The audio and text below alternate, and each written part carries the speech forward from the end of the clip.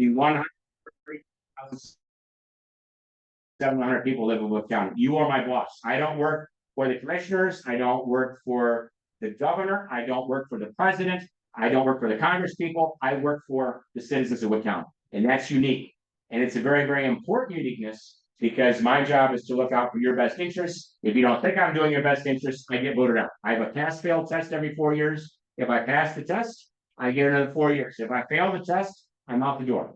And that's important. That's why it's important for me to be engaged with the community, which is kind of what we're talking about today, is how important it is in law enforcement to be engaged with the community. Well, I have to be engaged, otherwise I'm not going to be there. So it's very, very important that we do that. So technology, huge change in law enforcement. I've been in law enforcement since 1989. And when I first started, you had a radio on your belt. You had a radio in the car. You had a cage to protect you if you turn the person in the back. You had the controls for the siren. And other than some tools in the back, like measuring wheels for doing crash investigation and first aid kits and maybe oxygen, there wasn't a lot of equipment. There wasn't a lot of technology. So I'm a big believer in transparency. I think it's very, very, very important for us to be transparent. That's what builds a lot of the community trust when we have that transparency. So many things we've done deal with transparency.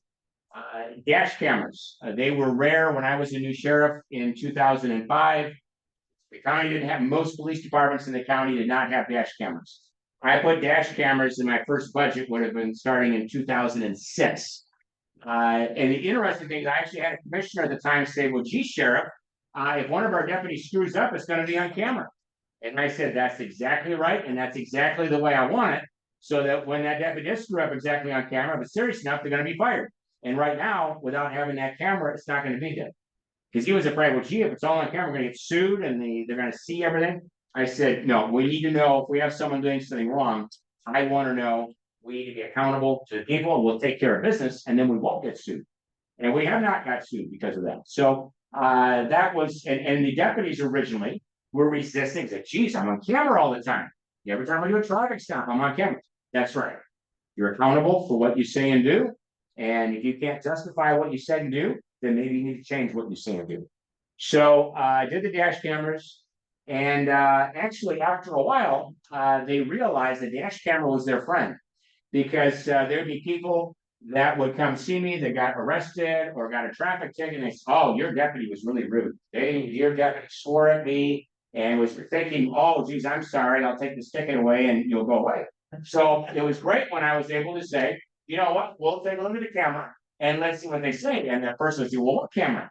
Well, we have dash cameras and our deputies all wear microphones. So if my deputy used foul language or was disrespectful or rude, they're going to have some very serious consequences. Come on back, let's take a look.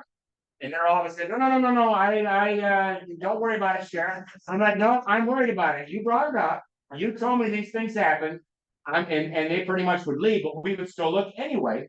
And every time the deputy was very respectful, did everything they were supposed to do. So the deputies learned very quickly, hey, this camera is a good thing. So what was interesting would be if their car was out of service, we didn't have dash cameras in all of our spare vehicles. So occasionally, if they were using a spare vehicle, they didn't like it because all of a sudden, hey, I don't have a camera in here to protect it. So the next big step was obviously body cameras. And we were the first in the region to have body cameras. We've had body cameras, I think we're talking maybe 10 years ago that we got body cameras. So we were way ahead of everyone else in the county in having body cameras. And again, initially, a lot of resistance from the deputies. Like, I mean, everywhere I go, this camera, yes, but you're not going to have it on all the time. Only when you have an interaction with someone, you turn on the camera. And so they learned very quickly that, again, it was their friend who was able to help them out because I said, you do the right thing. You have nothing to worry about. It's all documented. What we learned with the dash cameras, as I knew from the beginning, the cost is not in the actual camera. The body camera, I don't know, $400 a piece, $500 a piece for the body camera, and they're doing it probably 6 or 7 years. That's not bad.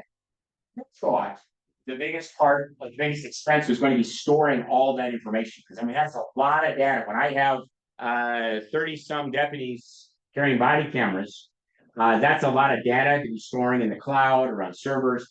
I thought that was going to be expensive because we did spend money to be able to handle all that. What I have found the big expense is the redaction and the retrieving of the information, because now every time we handle a case and there's an arrest, like say a domestic violence or an assault or a crash, the attorneys want all the body cam footage, not necessarily to show that my deputies did sign on, but they want to know exactly what was said, what's on camera, who said what, who did what. They want to watch that. So I have a deputy now, a clerical deputy. Basically, their full-time job is doing nothing but getting body cam footage, dash cam footage, and any still camera footage together and giving it to the attorneys. Now, you're going to sit there and say, so what's the big deal? You've got a body camera, dash camera. Well, it is a big deal because if I have a serious crash, I may have 3 deputies or 4 deputies at that crash scene. So every time someone runs a social security number, or if there's a juvenile, that has to be redacted. There's other information that we're not allowed to. It's not public information for people's privacy, etc. So if I have 3 deputies, that means I have 3 cruisers there. And if they took pictures, my clerical deputy has to go through every one of those body cameras and say, okay, well, here's where someone ran someone's social security number or the driver's license number. So he has to note down the time. And then he has to go to all 6 cameras, the 3 body cameras, the 3 dash cameras, and redact that. And then same with if there's we go on a domestic call or go on a call in someone's home and there are juveniles there, we have to blur out the juveniles. So if I have 3 deputies in there, guess what? We've got to redact 3 body cameras every time that juvenile is in that picture of the body cameras. And then they all have their microphones also going back to the dash camera. So if there's anything purposely said, we have to go back and delete that. So it takes hours and hours and hours. If you have a significant scene, it takes a tremendous amount of time. And again, the attorney's like, yeah, we want, it doesn't cost them anything. They say we want all this public information on a lot of calls. So that has really been the most expensive part of having them. But it's worth it. It's important because, again, that's part of the transparency and part of the openness that we want to have. So I made a list of some of the newer technology things that we have and things that have changed law enforcement. Probably another huge change, and we've seen it on the news, is that now most everyone has a smartphone. And what do they do with that smartphone when they see something? They start recording. Anything going on, every time there's a traffic stop, every time there's something going on, people get their cameras out. So again, we have learned, and we know, we train our deputies, people can record, as long as they're not interfering with what we're doing, you can record anything we're doing. There's someone getting arrested in downtown Bowling Green, and you want to get your phone out and film that, as long as you're staying out of the way, you're not interfering, you can record the whole thing. And that's, at first, for a lot of people, like, hey, wait a minute, the officer's like, why is this person have this camera in my face? Well, it's not in their face. They can do that. Part of accountability, accessibility, openness, you're allowed to do that. The other thing is the tremendous information that everybody has on their smartphone. And when something happens, you know about it right now. Where back in the day, I want to go back not that many years ago, 20 years ago, 30 years ago, if you wanted the news, you waited for, on the radio, on the hour or whatever, you went to WSPD and you listened, on the hour, okay, they got the news at 15 minutes, I can watch the news, see what's going on.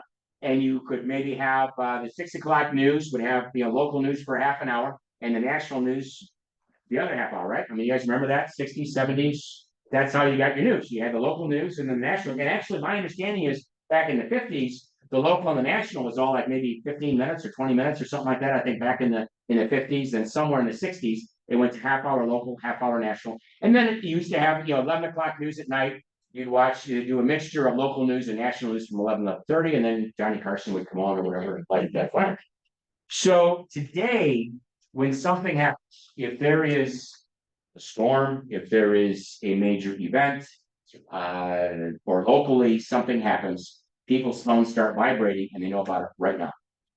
And the problem that I think has happened in our society is when something bad happens, like let's say a school shooting or someone shoots some coworkers or something happens somewhere in our country or somewhere in the world, you know about it within minutes, right? And the problem is you hear about it over and over and over and over and over. So it really multiplies it out. I forgot to mention newspapers. That was a huge thing back in the day, right? So you got the Blade. I think one time Cleveland had two newspapers. They had a morning paper, the Times in the morning, Blade and in the afternoon, and then you had like the Sentinel, and you had your local papers. So that was another news source, but that was always old news from the day before, but more thorough. So today, because when something happens, we in our minds think, "Wow, this is so much worse," because you're hearing about it for days. For days, you're hearing about it. Where before, they had the news, and then they moved. You moved on. You moved on to the next thing. So when there is and again, shootings are very serious, especially if it involves children or innocent people that are shot up. But when you hear about it for a week straight, your mind's like, "Wow, that's really happening." Where we're not able to move on like we did before, and I think that makes it more traumatic. It makes it more intense, and it makes I think it makes it a lot worse than what it actually is. Not just I'm not downplaying that. I'm just saying we'll hear it over and over, and then they have every little update all day long. Well, now we did this, and now this happened, and it's all over the news again, and we keep in our brain over and over and over again. Because there have been school shootings in our country since the beginning of time. I mean, there was one of the largest school shootings that ever took place was in the 1920s in a one-room schoolhouse. But so people, oh, this is a new thing here. Well, that happened in the 1920s. An entire school, some guy came in and shot up the whole school and right. Well, no, this is a new thing. No, it's been going on forever.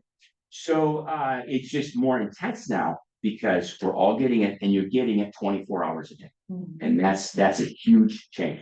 So the other challenge for us is when we have something happen locally, for example, a fatal crash. I try to personally respond to those when I'm available, and I also do the death notification when I'm available.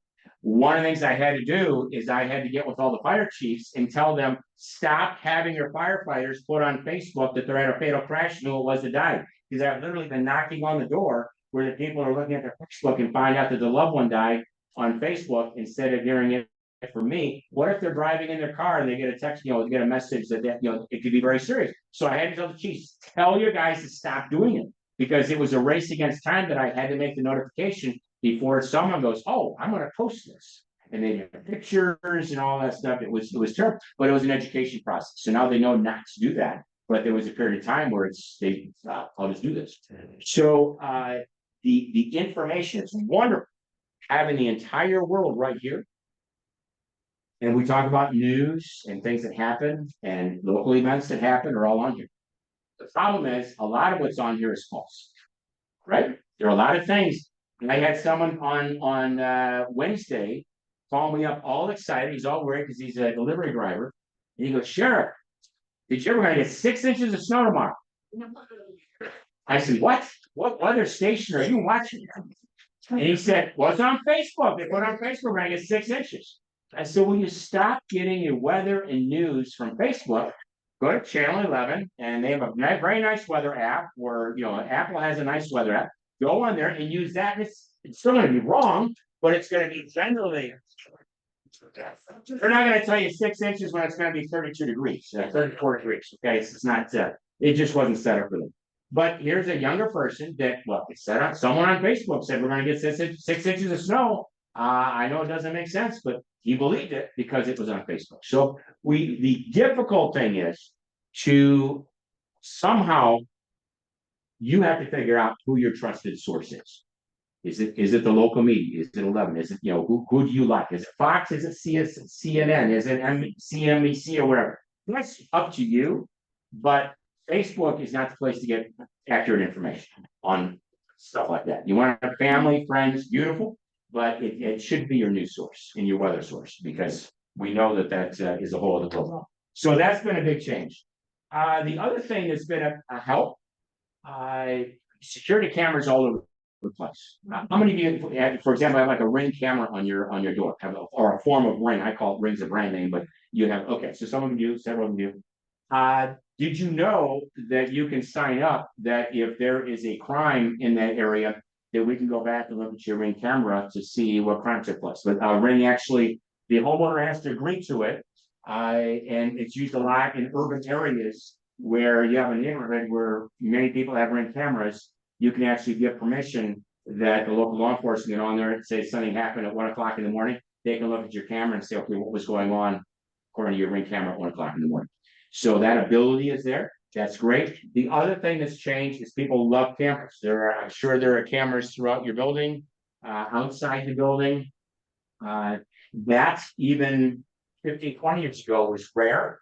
You had them, actually more security, more expensive places had them. But today it's pretty much expected. You go to a new building, you're going to have cameras in that building to see what movement's going on, what's happening in that building, and you're retaining it. Many places had cameras, but it would erase, it would just either didn't record at all, or it would record over in a very short period of time. I think all the cameras that we have for the exterior, like at my office, around the jail, the outside of the building, some of the cameras on the outside, I think it's 30 days for things, unless we see something that we need to keep, we'll retain it for 2 years. But everything in the jail, we have over 300 cameras. We keep all that stuff for 2 years. It's 2-year time. Again, a great thing, because we've had inmates say, oh, well, the deputies took me and they threw me and they kicked me and they did all these things. We go back and look at the camera and say, no, that didn't. You were the one doing the kicking. You were the one that forget who played what role. But it's a good accountability because it's all right there. And we can show that if they sue us, we can take those recordings. Certain areas we're allowed to do audio recordings. There's still privacy issues in a jail. You wouldn't think there would be, but there are. Obviously, bathrooms, showers, or privacy areas. But and also in the housing units, we can't just record all their conversations when they're just talking, but we can in the booking areas. There's different areas, common areas where there's no expectation of privacy. We can record those. So we do. And there are times where someone will come in and say, gee, I had $1 million cash when I came in here, and I'll say, here, well, we had the camera. We asked them what you have of value. So if they had $1 million, we would help them to us. So that's where those recordings really have saved us and been a good thing. But the nice thing is, if we have a crime that takes place, someone steals someone's purse or someone breaks into someone's car, there's probably a camera in the parking lot we can look at. Now, the camera doesn't prevent things from happening. All it does is document what happened, and maybe we can tell it is. Occasionally, we'll put a little clip on our Facebook or our media going out there that, hey, we have a suspect that broke into Signa Pizza, and this is what they're in, but they have a hoodie on. And maybe someone from that area goes, oh, that's my brother-in-law, or that's my ex-husband that I don't like. So, but you and I probably wouldn't recognize it. Yeah, you know what? Tuesday night we had an argument. He left. Yeah, that could be him. So anyway, we do put those out there, and that does help. So that's been a positive of having the camera. The other thing that's been a big change. All of our patrol cars or transport vans, detectives have GPS units in them. Now, why do we have that? It's a few reasons we have that.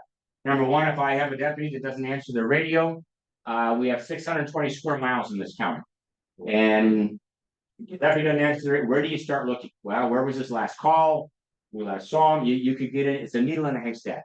So with what we have, we can literally see exactly where that car is. Is it moving? Is it parked? Which again, it's ready. It's probably parked. But we know that he's probably going to be somewhere near that vehicle. Yeah, so that gives us a starting point to do that. The other advantage for the GPS, I've had people call me up, said, hey, your deputy went 70 miles an hour through Whiteville on Sunday morning, didn't have his lights and siren on. What's wrong with your deputies? That's dangerous and reckless. Well, we can go back to Sunday morning and we can look up and see what deputy was. How fast were they really going? The deputy was actually going on the way to an injury crash. And they were going, it was a 35-mile-an-hour zone. They were going 55, but they had their lights and siren on because it'll tell us that they have their lights and siren on. So obviously most people's eyes are not good radar units. So they sometimes exaggerate. So that's been good that I can go back to and say, well, actually, I have the clip of that. I can email it to you of exactly what the deputy's doing and the exact speeds that we're going. We also contract police with different townships and police and villages where they pay to have deputies there. And we, a few years back, had this came to a council. Well, Sheriff, we never see your deputies on any of the alleys or side streets. Oh, well, you pick a 24-hour period and we'll show you. And we had them pick a 24-hour period. We put a PowerPoint up and said, we had like the breadcrumbs. Here's what our deputies did in your village the last 24 hours, and let them pick that. And their jaws dropped. They're like, wow, we had no idea. Well, of course they didn't, because you don't look out the window every time a car goes by, right? You don't see everyone. You can be out mowing your grass, and if you're mowing that direction, the road's here, you're not going to see the deputy go by. So they thought, well, gee, the deputies aren't here. Well, when we did that, like, wow, that's really impressive. We had no idea that they're going up and down all the alleys, the side streets, and doing this stuff. So it's knowledge is power.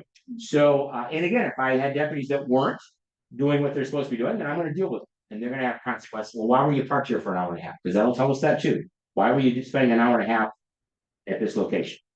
Were they watching a movie? Or which they can on their MVTs, it's possible. So they're just not supposed to do that on my dime. So anyway, that has been the GPS units have been very, very good. So it's a life-saving thing, it's an accountability thing, and it's also to show we're patrolling. Also, it's been a good educational tool. If their captain or lieutenant can go to a deputy and say, you always patrol where creatures of habit. We all, go to a meeting and you sit in the same place. You go to different places. We're creatures of habit, right? Yeah, you're that. We do things by habit. So deputies that are out patrolling, they try to, if I'm working this part of the county, well, I'm going to start here and I'm going to go up Wapatana Road and I'm going to go to Grand Rapids. I'm going to drive to and then I'm going to go through the school parking lot and make sure that's okay. They kind of have a route.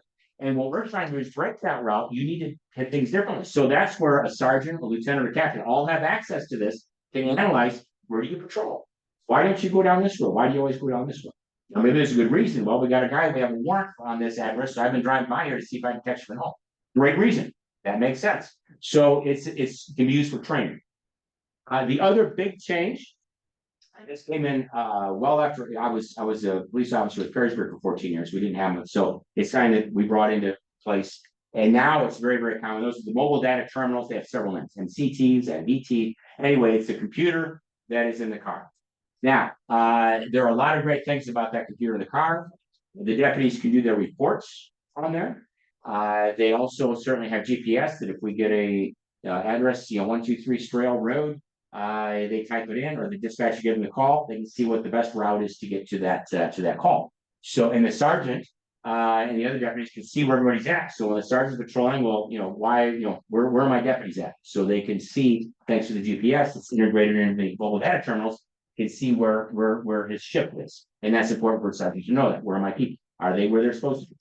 So the mobile data terminals have been very good because the dispatcher puts out the call. It also puts it on their computer. So that way, what was that? Especially we have a lot of 5-digit numbers in this county for addresses. They can glance. Okay, it's the 21,000 block of Carter Road is where I need to go. They can glance and see what it is instead of constant. What was that address? Or what's the name of the person I'm supposed to meet with?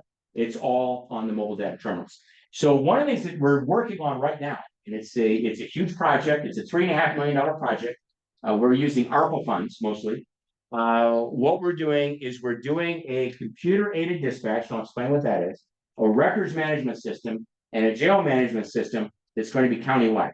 I'm going to host it. It's going to be our system, and there are way too many. We have 53 different forms of first responders in this county between police departments, fire departments, EMSs, ambulance districts. There are 53 in Wood County. I don't know what it was back when you were there. If there was probably even more because some of them consolidated.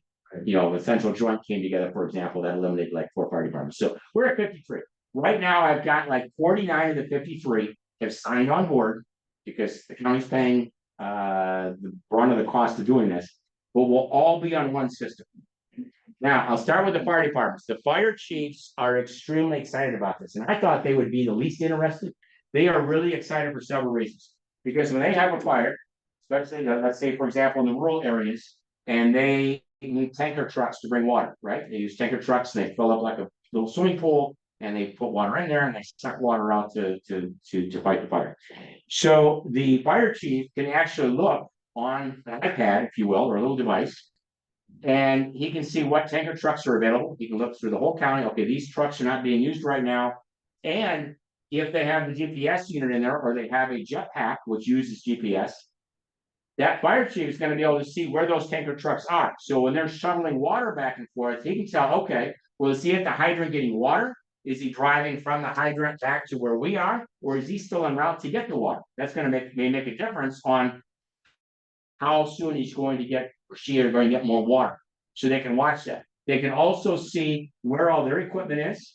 And if they do, with a lot of mutual aid in this county, when one fire department has signed, they have, several others respond at the same time. They can see exactly where they all are, what equipment is coming.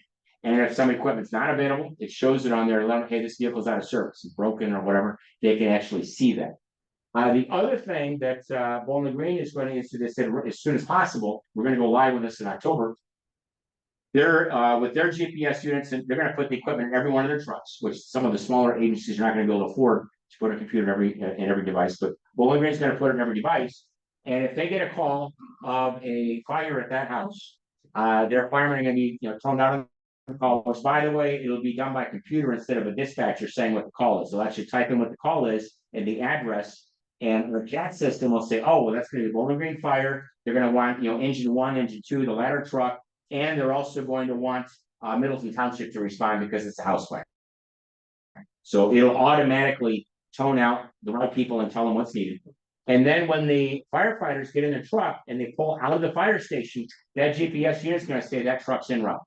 So without them picking up the radio and telling the dispatcher, hey, engine 1's en route, tower 1's en route, pumper 2's en route, whatever down the line, medic's en route, they don't have to say a word. They pull out of the station. It says they're en route. They get within whatever circle, which they'll determine how big of a circle down. When it gets in that circle, it says, hey, those trucks have arrived.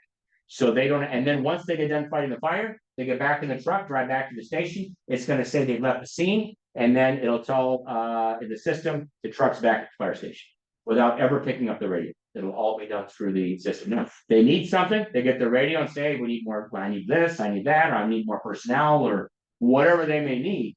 They can use their radio. But as far as every time of getting on the radio, I'm en route, I've arrived, I'm back in service, we're back at the firehouse. All that takes time.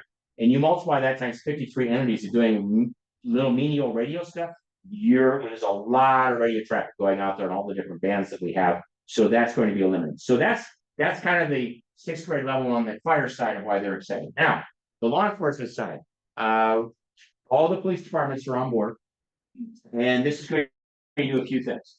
Probably the biggest thing it's going to do is the information sharing. So if someone is stealing catalytic converters in Perrysburg Township, they're probably stealing catalytic converters in Perrysburg, Rossford, Northwood. They're working there. They don't go by boundaries and say, oh, well, here's the next city I'm not going to steal their catalytic converters. They're going to do that. So if I'm an officer, it's 3 o'clock in the morning, and I catch someone in a parking lot, and I run them in the system, it's going to come up and say, oh, well, Rossford just ran this guy at 3 o'clock in the morning over at Amazon, and he got a little note, say I was suspecting, had some tools. I was thinking maybe he was going to be stealing some catalytic converters.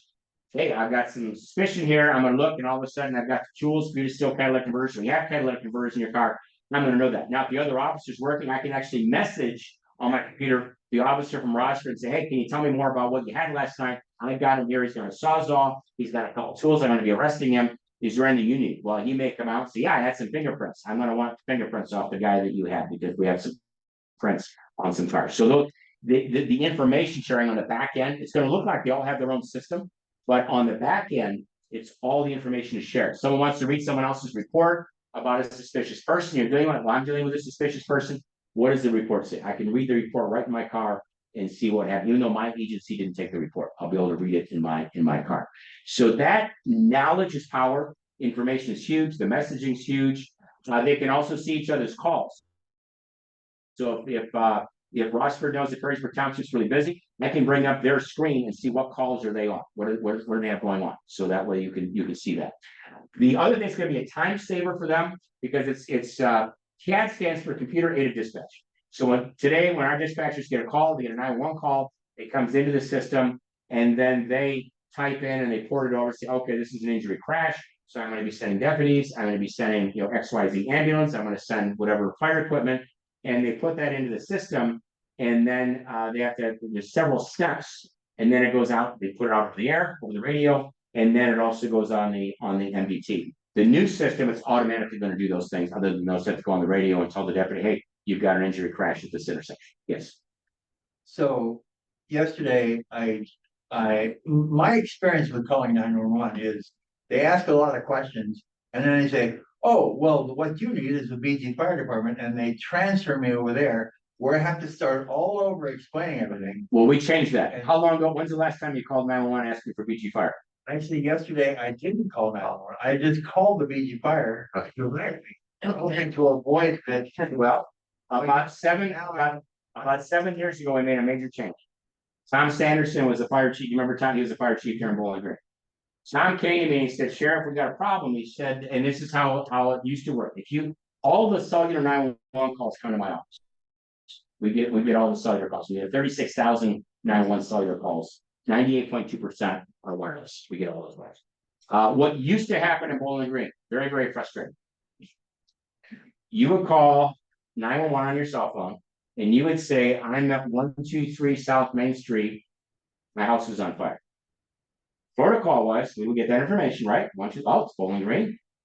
The call would get transferred to Bowling Green Police Department. Bowling Green Police Department would say, 911, what is your emergency? And you would say, I'm at 123 South Main Street. My house is on fire. Hold on. The police department transferred the call to the fire department. There was a firefighter that literally sat at a desk 24 hours a day, 7 days a week. He would say, Bowling Green Fire Department, what is your emergency? And you would say, my house was on fire at 123 South Main Street. And now they would send it. Yeah, we burned it. So Tom asked us, and we were happy to do it. It was actually very simple to do we had to make some changes with some equipment, radios and stuff. The way it works now is you call 911 and say, I'm at 123 South Main Street. My house is on fire. We immediately tone out Bowling Green Fire and send the fire department. And then we transfer the call. They eliminate the firefighter at the fire station answering phones. He's now a firefighter. He's going to go out fight fires instead of being a dispatcher. We now transfer that call to the police department because they dispatch the fire department. But the fire department is going to be en route as soon as we get the call. You call us, say you need an ambulance, you need a fire truck. So we did it with Bowling Green first. It went very smoothly. So then I had trying to get cool, contacted us. The Perrysburg Township Fire Department got a hold of us. Hey, we heard you doing this for Bowling Green. Will you do it for us? We said, absolutely. So we had, they bought some equipment for us to be able to tone them out directly. And we started doing Bowling Green Fire probably 5 years ago. Tom Sanderson told me that by doing what we're doing, saved them 6 minutes on the response time. 6 minutes. That's life or death difference. A fire doubles in size every 6 minutes. So if someone's having a heart attack, 6 minutes can make the difference maybe between someone's living or not living. So we did the Perrysburg Township. There was some fire chiefs like, well, gee, Sheriff, we're not sure we want you toning us out yet. We still want you, we want our dispatch. It's fine. Well, fortunately, they saw what a big time saver it was. So Perrysburg City came on board. The last one to come on board was Northwood. So now we have every fire department in the county, EMS, every ambulance district. If there's a 911 call, we immediately tone them out and they get rolling right away. Now, if it's what's called an emergency medical dispatch, we're the only emergency medical dispatchers in the county. So if you're having a heart attack, you're bleeding, you're choking, or you have a baby that's choking, whatever, our dispatchers have to stand in line and they're giving you instruction on what to do. The ambulance is en route, but we're going to say, oh, it's a choking baby. Here's what you need to do. And they're trying to walk you through the steps. And we have some documented saves where they have saved lives by walking people through those steps and getting that whatever candy or whatever's lodged in that baby's throat out. We're not saving every life, obviously, but there are parts of this county, it takes 15 to 20 minutes for an ambulance to show up, maybe longer. So they've actually saved lives during that time. But so that no longer happens thanks to Tom Sanderson and my dispatchers being more than willing and happy to do that. And we've got everybody online to do that, and it's saving some serious time. So it's quicker now to call. Just call 911, and as soon as you tell us what your medical emergency is, that fire department's en route. We still may ask other questions. Is everybody out of the house? Are there any, flammables? What else do you have going on? But while you're saying that, the fire department's already en route. But the more information we have that we can pass on to the fire department, the better it is. You tell us, oh, by the way, my car's on fire in the garage and I've got 5 propane tanks in the garage. We want to tell the fire department that. So we're going to ask a lot of those questions to make it safer for the fire department when they respond, if that makes sense. So yes, call 911. That's the big change. So having everybody on one system, the other advantage, indirectly is going to help you. If Bowling Green makes an arrest, they have someone they have for shoplifting and the person's going to go to jail. They're going to put, they have the call. They have in there, now they're going to put in their mobile data terminal, I'm arresting John Doe for theft, and they're coming to jail. That notifies the jail. And the jail will have all the information because everything that was in that call, everything the officer put in that call is going to be ported over. So when that officer, Bowling Green officer shows up at the jail, we already know who the person is. We've already started the processing of getting the person in. They're telling us we can cut the time in half of how long that officer's in the jail. And the more time that officer's in the jail dropping someone off, the less time they're on the road doing their job or getting the other paperwork, other things they need to get done. So that's going to smooth that process. So we're excited about that. So this new system, right, we're going to be one of the few counties in the state of Ohio that has everybody on one system. So I'm really, really excited about that. It's going to be a game changer for first responders all the way around. So that's I'm really excited about that. So that's a big positive change on that. Trying to think, we already talked about the internet. So want to talk about community engagement. That's really what a big part of this. That's all the technology things that are out there, right? But no matter what technology comes out, I think at least today, saying maybe years from now, I'm going to say, wow, I was really wrong. From day one, going back to, sheriffs have been around in our country since our founding fathers came here. So we've had sheriffs in Ohio since 1788. The key is how well do they communicate with people? What are their de-escalation skills? What is their ability to make you feel comfortable or take control of the situation in a way that they're not escalating the situation? I'm a believer, and Dave can maybe agree or disagree with me. I believe that probably 99% of the time, I can talk myself into a fight, or I can talk myself out of a fight. I don't like to fight, so I use my mouth to de-escalate. Now, someone's high on drugs, someone's got some mental health things going on, drugs going on. Am I going to be able to always de-escalate that situation? No. People aren't thinking right when they're high on various drugs. But in many cases, most cases, a vast majority of cases, it's how you talk to people that makes that difference. The other thing that's very, very important, no matter what technology we have, is just having positive interactions with the community. That's a big thing that we push for in my office all the time. How many positive things? What else? My whole thing is what else can I do for the citizens of Wood County? Police departments in this county, i.e. Bowling Green, you lock your keys in the car, they're going to say, unless there's someone in the car, we're not coming out. So my rule is, we get that 911 call, guess what? I send a deputy into Bowling Green and we unlock your car. Why? Because you're a citizen of Wood County. I work for you. We're going to unlock your car. Now, I was kind of hoping that would shame Bowling Green into start doing it. They're like, oh, it hasn't. Like, that's okay. So if a police department in this county, we have several, doesn't do lockouts, that's okay. They're a resident of this county. I'm going to send a deputy, we unlock the car. Is that a positive thing? Absolutely. It's a little thing. It takes 10 minutes, but it's a positive interaction. The other thing that we just finished, we had the graduation last night. We had a Citizens Police Academy. We had people, 10, 12, whatever people that spent 10 weeks, 3 hours a night, learned all about our office. They learned what we can do and what we cannot do, because we're not television. We're not the TV shows where with commercials in 50 minutes, they can solve the most complex homicide, and they can find one little hair follicle somewhere, stick in a computer, and it shows the person, and the GPS says exactly where they're at, and they go arrest them, and show's over. Real world doesn't work that way. It's just, we had someone, their mailbox got smashed, and there was a little fragment of the belt. And they said, well, I just saw a program last night where they took that fragment of that baseball bat and they stuck in a computer and showed the person buying the bat at Walmart. Why can't you guys do that? What's wrong with you, Sheriff? It doesn't work that way. So we have to educate people what we can and cannot do. The other thing we do funeral escorts. Last year, I believe it was 217 funeral escorts. So any funeral home has a funeral, they contact us. Even if the burial is outside this county or it comes from another county, we'll meet you at the county line. We'll escort to the cemetery. My deputy will stand at attention with the hat on and salute every vehicle that goes into the cemetery. It makes it safer. The funeral directors like it because they're, it's fewer crashes. It's a sign of respect for that loved one that passed away. We do virtually every, there's one funeral home that doesn't. Almost every funeral home in the county takes advantage of it. Like I said, and that's done by volunteers. I have volunteers that come in and do that. So it's been a great thing. We did our trunk or treat last month, the week before Halloween. We had someone, we had an intern with a clicker to count how many people came to this. we had 1,995. Oh So my. 2,000 people came to our trunk or treat. They invited all the police departments, and the first responders. The kids had a blast. We had, and it was people, we did it at our office. We had people from all over the county, from Perrysburg, North Baltimore, Northwood, Hoytville came in. 2,000 people came to that. It was a blast. We had fun. They had fun. Positive interaction, right? It's something good. The other thing is we're doing a Christmas spectacular. Right now we're working, we started it last year.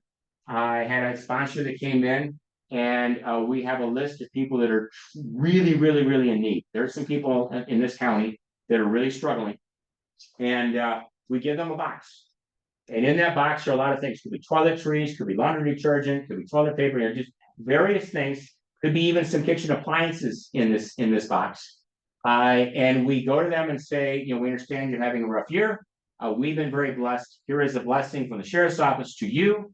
And if there's anything in this box you can't use, we ask you to bless someone else. So, for example, I'm going to use it. It's not accurate, but let's say I say there's dog food in the box and they don't have a dog, but they have a neighbor that has a dog. Give that to them. It's the only program I know of where we're encouraging people to give to others. We're giving to them. We're encouraging they give to others. We actually have people that give us cash because we've been to these locations where we find out the kids don't have any clothes. We literally had a place we went to last year. It was a trailer park in Northwood. There were 3 children at home, a 15-year-old, 14-year-old that was watching his younger siblings. Dad was at work. He's actually working 2 jobs to try to stay ahead. His wife had died that year. And so he's struggling, trying to be a dad. He's working. And the kids like, we don't have any other clothes. And actually an aunt came over saw us there, thought something was wrong. She came running over, which was great. And she said, yeah, this is all the clothes they have. So we spent several $100s. We took the kids shopping. We got them clothes. The other story, probably my favorite one, actually, I was on Channel 11 talking about this. We had a father and daughter here in Bowling Green, here in an apartment. The daughter, I think, had some developmental issues, and the father was struggling. And we, to shorten the story, we got there, and the father came out and goes, "Oh, well, you turn your lights up." So we have our lights on. It's kind of a big deal. We run up with this box. So he said, "I'm gonna have to let you. Please turn your lights on," which we happily did. We turned that off, and we gave him the box. And one of my sponsors is with us that had a lot of kids. So we get in the box, and father and daughter are kind of choked up, and wisely, the person said, "You look like you're really having a bad day. You could probably use some cash." So we gave him $100. Well, now tears are streaming down the face. And we're like, "What's going on?" And he said, "Well, this afternoon, our car got repossessed." And it was an old clunker car. It's kind of one of those places where you pay here, buy here type deal, where you're paying 21% interest on a piece of junk. So he said it was wrongly repossessed, but he said we used our last, now this is a week before Christmas, we used our last dollar to get our car back, because one of the ways we make money, we do DoorDash. So we used our last dollar to get the car back, but our problem is we were in our apartment, no food, no money, and we're trying to figure out how are we going to survive until the first of the month. And he said we were sitting on the floor, holding our hands, praying for a miracle. And while we were praying, you pulled in the driveway. Now, if that doesn't touch you, doesn't choke you. I get choked up every time I tell that story, and I've told the story 50 times. We were praying for a miracle when you pulled in the driveway. That's just absolutely good. So they ended up getting, my sponsor giving several $100s, and we were all crying. Everybody there was crying. So it was just a very, very touching things. We also do vacation checks. You have a home, you go on vacation, we will check your house every day. And you will get a letter when you get back of what deputy was there at what time. And then if there's anything minor, they'll make a notation.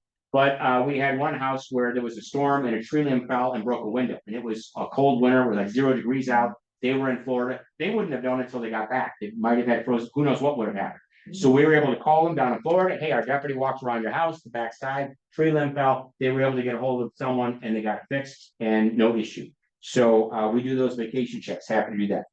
My rule is my deputies, unless they're on their way to a call, there's a disabled vehicle, you pull over. If they need gas, you take them to the gas station. Need a tire change, you change the tire. I personally change tires. I personally take people to the gas station and get them. So we're service. I want my people to be service.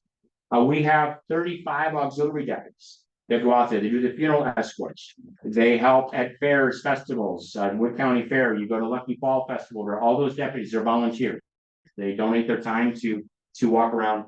What I look for, we also have an Explore Post. These are high school age kids that maybe want to go into law enforcement. It's a branch of the Boy Scouts, and they learn about basic law enforcement things, but they also help us at big events like Apple Butter Fest. They'll help us direct traffic in parking lots. They help us at different fairs, festivals. They work some of the gates at the fair. It's a great experience for them. And of course, our cart shuttle service that we've been doing every year. I've been sheriff. We started that in 2005.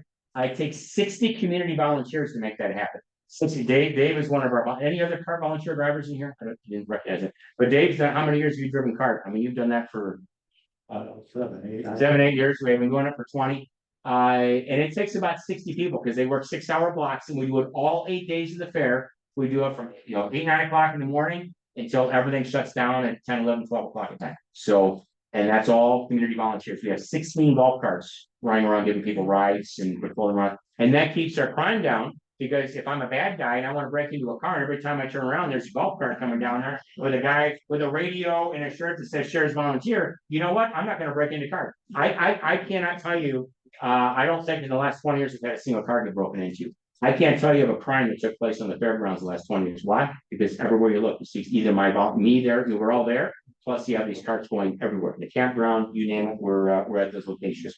So when the thing that's important to me that's not going to change, I talked about being able to talk to people. When I look for people to hire, I don't look for the 6'6", 300-pound muscle guy that's a good fighter to be my deputy. That's not what I'm looking for. We have tools to get people to comply with. We have tasers, we have pepper spray, we have ascatons, we have things. Which that's another thing. Tasers have been great. That's a whole other story. I'm looking for someone that's a servant. I want someone that wants to be a public servant to go out there and serve the citizens of the county. Now, does that mean sometimes they're going to be arresting my bosses, the citizens of the county? Absolutely. They have a job to do. And I've told all my deputies, I said, I don't care who you arrest. You want to arrest an elected official, you want to arrest the pillar of the community, they've done something wrong, they were speeding, we don't have 2 sets of books, or they're drunk or whatever. Do your job. My one rule is treat them with respect. Everyone has to be treated with respect, regardless of what they've committed. Treat them with respect. And it's the same rule in the jail. I don't care what crime someone committed or accused of committing, treat the inmate with respect. That took a mind change. It took years to get that mindset throughout the office. But I just brought the grand jury. The grand jury, have any of you been grand jurors? Okay, well, it's kind of a cool thing. Anyway, the part of being grand juries from back in the 1800s is they have to inspect the jail. That's an inspection. It's just you as peers. Jury goes through it. Is it clean? Does it look swell? How's it functioning? I bring the grand jury through, and I'll be nice to have an inmate walking by, or I'll go by an inmate, and I'll ask them, hey, would you mind telling the grand jury what it's like being in the Wood County Jail? Well, the first thing they always mention is how good the food is. Okay, boy, the food's really good. Then they'll mention how clean it is, because the facility is as clean as this in here. It is spotless, and we're anal about that. It's clean. Then you know what the third thing they almost invariably say? I'm treated with respect. The deputies here treat me with respect. And you know what that means? That means that inmate is going to treat the deputies with respect. It's rare for us to have a fight. It's rare for us to have confrontations. Why? Because we're sticklers on the rules. We're very, very strict. But we treat them with respect. And they know they violate the rule, there's going to be a consequence. They do what they're supposed to do. Life is good. We're respectfully going to let you know that you're violating this rule and you need to comply. And it's really, really worked well. But that's a mindset, and the deputies had to buy into it. So when I have an inmate tell me they're treated with respect, that means it went from the sheriff to my chief deputy, to my jail captain, to the lieutenants, to the sergeant, the corporals, to the deputies, and ultimately, most importantly, to the inmates. They know they're treated with respect in our facility. So that really has been a good thing. The other thing with our jail, I'm very excited about, we haven't got the official letter yet, but the Bureau of Adult Detention inspects all 90 jails in the state of Ohio. They do an annual inspection, and now they're looking at 300 different things. They used to just pick certain ones. Now we have to have all 300 there, that we've done everything correctly. Everything from temperature in the jail to if an inmate's unhappy with something, how do they grieve it? How do we respond to it? The calories of the food, the quality of the food, the cleanliness, the lighting, all kinds of things that they take into consideration. Some jails do not pass the inspection. Now they can't shut them down, but it looks bad. If you fail the inspection and there's a lawsuit, The first thing I'm gonna do if I'm an attorney suing the sheriff, I'm gonna say, well, gee, the sheriff didn't even pass the Bureau of Protection inspection. Look, I've been now 20 years of inspections. It might be the 21st year, it's 2000, I guess, 21 years of inspections. We have not only passed that inspection all 21 times, we have gotten 100% on that inspection all 21 years. I know of no other jail in the state of Ohio that has gotten a 100% for 21 years in a row. I don't think it exists. We have good people in the jail doing a great job, but it takes a whole team of people to make that happen. So I did mention taser because that's new technology. When I was a new officer all the years, we did not have tasers. What the taser's done is it basically shoots electric probes into you, or you can use it against someone, and the muscles go when the person falls down the ground. You can get them into custody. We actually have tasers in the jail and on the road, and all my deputies carry tasers. Probably 15 years ago, I had the Bureau of Adult Detention inspector in my office. We were talking about the jail, and we were doing some plans and some changes that we were doing. And tasers came up in the conversation. And I asked the inspector, what are your thoughts about tasers in the jail? And he goes, I think they're fantastic. And I said, really, why? He goes, I'd rather you tase someone than use physical force on someone. And I said, that makes sense. So now all our deputies in the jail carry tasers. All the road deputies. I actually had a parent come in because I think they had like a 19 or 20-year-old son that was way out of control. They called us to get the son in control. The son came and went to attack my deputy. My deputy tased the person. He collapsed. He was able to get him handcuffed and arrested, and we got him in. And Conduct came in and said, well, I don't think you should have tased him. I said, okay, what would you have rather? Would you have rather the deputy get out his ass baton and strike your son numerous times until he complied, or would you rather have him tased? And the mother looked at me and goes, oh, I didn't think about that. Yeah, I'd rather you tase and get it. So it's just a mindset because, oh my goodness, the person was tased. So there are times where our deputies will be in a conversation where someone's out of control. Getting the taser out, just like, okay, I don't want you to use that on me. I'll comply. So it's rare. I think I checked with my chief deputy. It's been 2 years since the deputies deployed the taser out in the field. With all our tens of thousands of calls they've been on, twice in the last 2 years we've deployed the taser out in the field. You don't have a gun, just a taser? Oh no, we still have the gun. Yeah. Yes. Well, we've only had to use the taser twice in 2 years, but the deputy had it. It's a deterrent. Yes. I have two quick questions. Okay. One, can you mention something about the texting of 911 as opposed to calling? Sure. We were one of the first in the region to have text to 911. So you can text 911. It's especially good if you're in a position where you can't talk. Someone's breaking into your house, you don't want to talk. You can text 911 and it comes up on our dispatcher screen and they will communicate with you. If you're a passenger in a car and you're driving down I-75, we can actually transfer that text call with all the texting to the next county over. We can give that to the Hancock County Sheriff's Office, and they can continue the texting. So if something's going on, or you're a passenger in a car, and you don't want to, we can transfer it over, and they can see all the conversations that we've had the entire time. So it's so if you're in a loud bar, you can text. Call, they can't hear you. You can't hear them. Also, if you're hiding behind the furnace because your husband is trying to beat you, yes, you don't want to be making any noise. You can text 911. Exactly. So it's a great thing. We don't get very many text 911 calls, but we do get them. Yes, again, a lot of people, and actually we prefer talking to you if you can, because there's it's quicker with the questions back and forth. But the younger generation, you have someone under the age of 30, they don't know how to talk on the phone, but they know how to chat. They don't know how to hold conversations. I mean, I enjoy go to a restaurant and watch a family of 4 people, and all 4 of them are sitting looking at their device. It's like, and I think they're almost thinking, "Hey, would you pass the salt?" And yeah.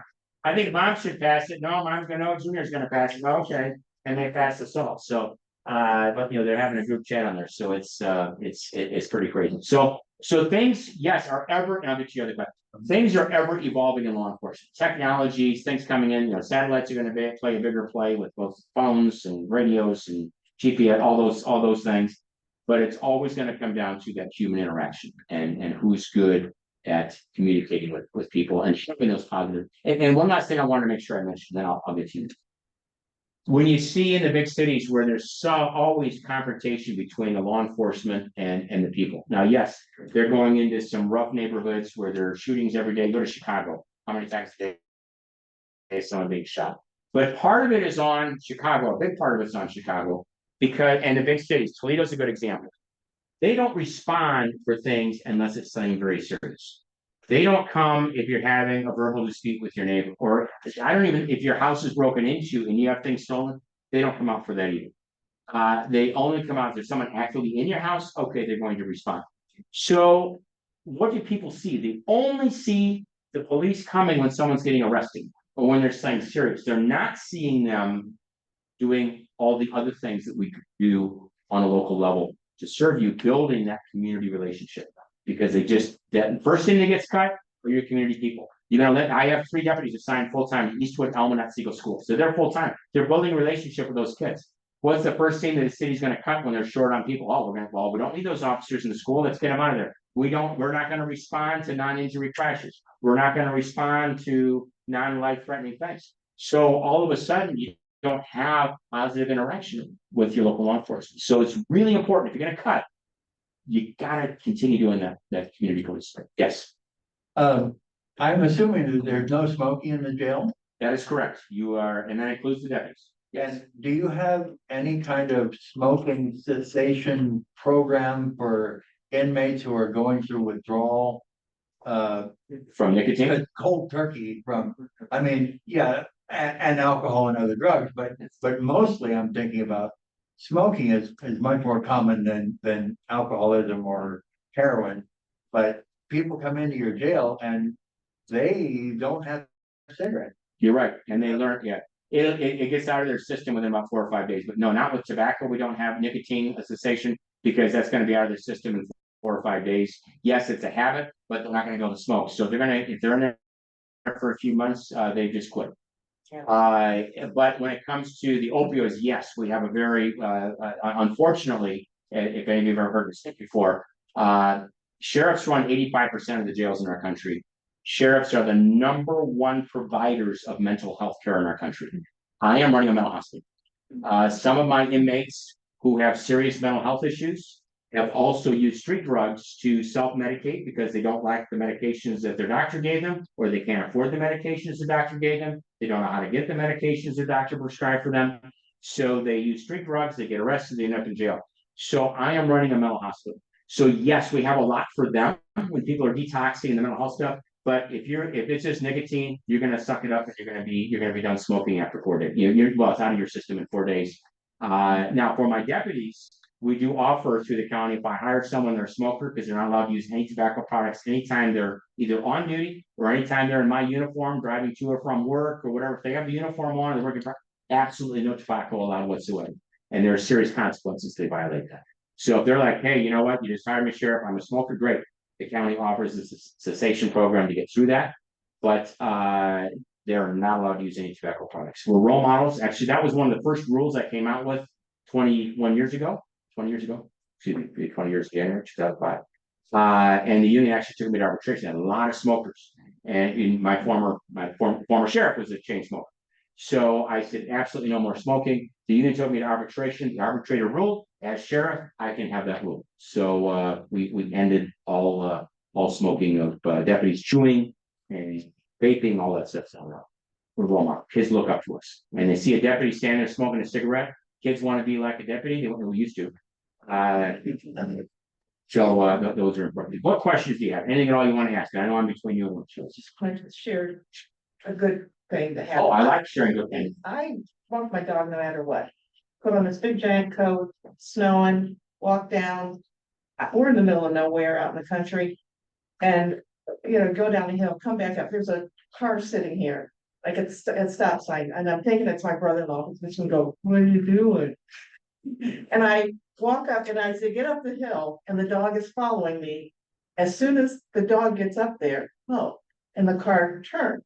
And it's one of your sheriffs who I think saw this person walking in the snow out in the country. And do I need to wait and take care of them?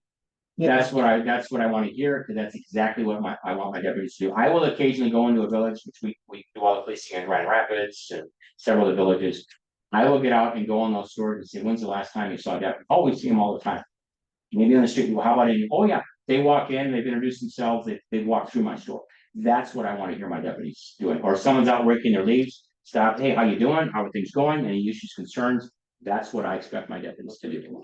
Our road's a mile long, you know, it's dirt road on that way and closed on that end, and we see sheriffs go by our house every once in a while. I mean, it's not unusual to see them in our teeny little road. Well, one of the, and I'm a big believer in high visibility. So one of the rules I had is that I've carried on since day one. I drive a fully marked vehicle, I drive a uniform, and until people tell me they see too many sheriff's cars and too many deputies, everybody's gonna wear the uniform and drive the marked vehicle. That includes my chief deputy, my captains, everybody's in a marked vehicle, except for the detectives. Because again, we can't, people wanna see, because I go to meetings, I'm all over the place. I put, 30,000 miles a year on my car running around the county. So, it's one more vehicle and I respond to things. So I'm very, very glad to hear that. Thank you. Yes. So say, I feel like, I was at your citizens. I thought, yeah, Academy, okay. I think 10 years ago or more, Okay. maybe, I don't know. But I would recommend it. It's very interesting to go through and see, and I recommend it. And the thing that we added since you went through, and this has been, I think, a game changer for a lot of people. We do it starting every September. So let us know if you're interested. It's 3 hours and 6 to 9. So what we started doing is I have Ernie Marsteller from the Marsh Funeral Home, Marsteller Funeral Home. He buys dinner for everybody every week, because so many people get off work at 5, they're in a hurry to get there. We encourage spouses or come with a friend. So that way you're eating, you have a presentation.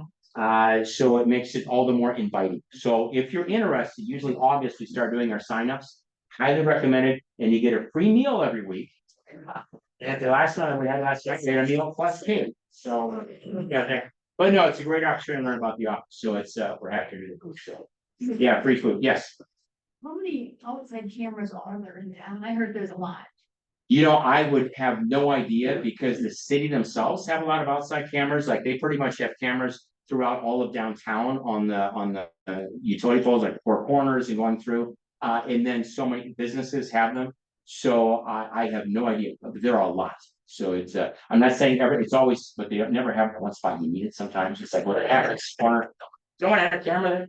So we don't expect them to be everywhere, but we're always pleasantly surprised that, wow, there's some good cameras here. And our detectives, our deputies know where a lot of them are. So hey, they know what businesses have them and where they're pointed, and people are great about sharing that with us. It's been very good. They don't get it. Yes. You get a lot of spam reported calls. All the time.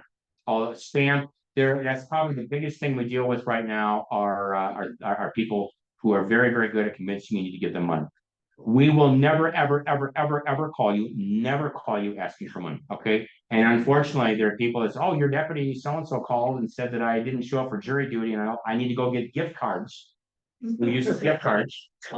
We don't use Apple cards to pay for not showing up for jury duty, and there's no fine for not showing up for jury duty. Okay, there's no fine for that. But that was a big scam going on. Or the relatives in jail and they need to pay money to get them out of jail. Of course, gift cards or wire money.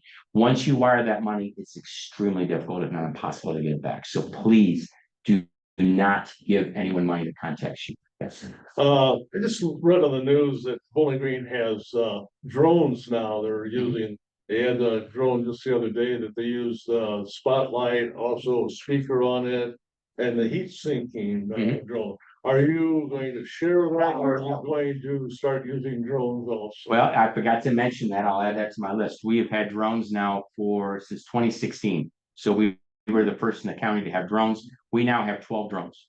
So every one of my sergeants on the road, they're licensed Part 107. I'm licensed to fly a drone. So all my road sergeants have them. My crash reconstruction deputies have drones. My special response team has a small drone that's for going in buildings. So if they have to go on a call, they can have the drone go first to see what's around the corner. So we currently have 12 drones. I'm a big believer in the drones. We have them, not all of them, but many of them have the thermal imaging cameras. We use them all over the county. Yeah, they're a great tool. So yes. So we had a question on Zoom about accepting donations for your Christmas spectacular. Yes, have them call Brianne Cooper at Wait, I need to Yep. put this in her, sorry. Just Brianne. 419 354 354. 9008. Okay, I'm sorry, that's me. No. 9005. Excuse me, that's my number. Well, I know nothing. I answer my own phone, everything, but I know nothing. So, Brianne's 9005. Gotta get them to the right people. So, I'm giving you all my card, which has my cell phone number on it and my email on it, and that 9008 number. So, oh, you're together, okay. Yes. So if you ever have any questions, email me. That's always a good way to. That's that was there. Oh, I was just sharing. Any other questions at all? Anything at all? Yes. Look at that. Well, he's still answering. Oh, I'm sorry, we have a question. Oh, sorry. Yeah. I'm just saying, you do the family things, but our church is doing, and our old church in Valley, where you used to come for the. I still do. Yes. Go there anymore. Oh, it's got, but Now, I still come. nursing homes, and you know, that's something you might want to think about. Oh, Because they'll Medicaid $60 a month, yeah. very good. Excellent. Thank you all very much.